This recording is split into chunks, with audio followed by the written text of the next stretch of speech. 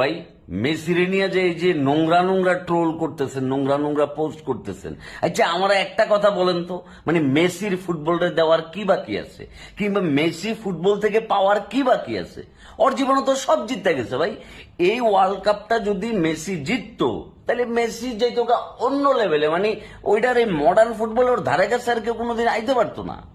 তাহলে মেসির নিয়ে যে আপনি ট্রোল করতেছেন কেন, কি বুঝা? মানে নেইমার যেদিন রিটায়ারমেন্টে গেছে, যারা ফুটবল বুঝে, যারা ফুটবলের ভালোবাসে, তারা কিন্তু ঠিকই বলছে যে ফুটবল সবচাইতে প্রতিভাবান নক্ষত্রকে হারাইছে। নেইমারের ব্যাপারে বলা হয়েছে। ক্রিস্টিয়ানো রোনালদোর ফ্যান আমি, মানে আমি তার আইডল মানি লিটারেলি, ঠিক আছে?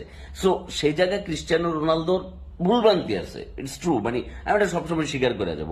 মেসিও ভুলভ্রান্তির ঊর্ধ্বে না, বাট মেসি ম্যাজিশিয়ান। মানে ও না, মানে ও আলাকে লেভেল কা বান্দা হয় ভাই, মানে ওর ফুটবল এটা অন্য লেভেলের ভাই, ম্যাজিক। আমার রোনালদোরে ভাল লাগে, ও যথেষ্ট লেভেলের পরিশ্রমী, মানে একটা ম্যানলি ব্যাপার আছে রোনালদোর ভিতরে। বাট দেখেন লিওনেল মেসিরে নিয়ে না ওর লোকে ট্রোল যায় না ভাই, ওর লোকে ম্যাজিক শব্দটা যায়, লিওনেল মেসির লোকে ফুটবল শব্দটা যায়। এই লোকটা ফুটবলের সব কিছু দিছে।